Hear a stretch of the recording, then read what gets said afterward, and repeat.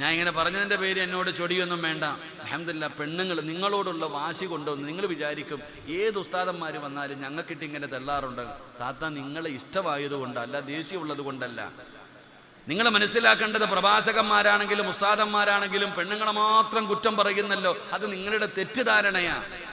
നിങ്ങൾ നന്നാകണം, അത് ഞങ്ങളുടെ ആവശ്യമാണ്. നിങ്ങൾ നന്നാകണം, അത് ഞങ്ങളുടെ ആവശ്യമാണ്. നിങ്ങൾ നന്നായാൽ എൻ്റെ പ്രിയപ്പെട്ടവരെ ലോകം മുഴുവനും നന്നാകും. അതാണ് മനസ്സിലാക്കേണ്ടത്. ഒരു പെണ്ണ് നന്നായാൽ എൻ്റെ പ്രിയപ്പെട്ടവരെ ഒരു കുടുംബം നന്നാകും. പെണ്ണ് നല്ലവളായിരിക്കണം. വാപ്പ നല്ലവനാണെന്ന് പറഞ്ഞിട്ട് കാര്യമില്ല. ഭർത്താവ് നല്ലവനാ, ഭാര്യ മോശക്കാരിയാണെങ്കിൽ ആ കുടുംബത്തിലെ മക്കളുടെ കാര്യം വളരെ ദയനീയമായ അവസ്ഥയാണ്. അള്ളാഹു കാത്തിരക്ഷിക്കുമാറാകട്ടെ. അത് ഹാഫിളാണെങ്കിലും തങ്ങളാണെങ്കിലും നബിയാണെങ്കിലും അങ്ങനെ തന്നെ. ഞാൻ ചുമ്മാതെ പറഞ്ഞതല്ല. ഞാൻ ഒറ്റ ഉദാഹരണം ചോദിക്കട്ടെ. 950 വർഷം ദഅവത്ത് നടത്തിയ നബിയ മഹാനായ ശൈഖുൽ അംബിയ നൂഹ് നബി അലൈഹിസ്സലാം. എത്ര വർഷം ദഅവത്ത് നടത്തി? 950 കൊല്ലം. രാവിലെ മുതൽ വൈകുന്നേരം വരെ അള്ളാഹയെ കുറിച്ച് പറഞ്ഞു നബി. ഭാര്യ അള്ളാഹിനെ കൊണ്ട് വിശ്വസിച്ചോ? ഭാര്യ അള്ളാഹിനെ കൊണ്ട് വിശ്വസിച്ചോ? നിങ്ങൾ എന്താ ഇങ്ങനെ ഇരിക്കണം? പരമേശ്വരൻ വിശ്വസിച്ചോ?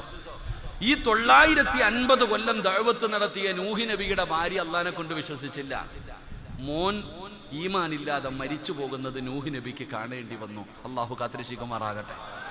നൂഹ് നബിയുടെ ഭാര്യ അള്ളാഹിനെ കൊണ്ട് വിശ്വസിക്കാത്തവളായപ്പോൾ തന്റെ പൊന്നാര മകൻ ഈമാനില്ലാതെ മരിച്ചു പോകുന്ന ഒരു അവസ്ഥ നൂഹ് നബിക്ക് കാണേണ്ടി വന്നു. നബിയല്ലേ? ലൂത്ത് നബി അലൈഹിസ്സലാം, അതും പ്രവാചകനാ.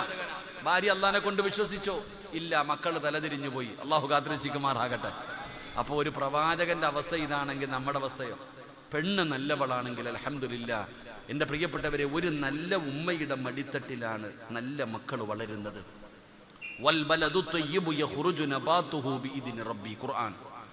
ഒരു നല്ല ഉമ്മയുടെ മടിത്തട്ടിലാ അള്ളാഹുവെ ദീനുള്ള, അള്ളാഹുവിനെ ഭയമുള്ള മക്കൾ വളരുന്നത്. നല്ല ഉമ്മമാരുടെ മടിത്തട്ടിലാ.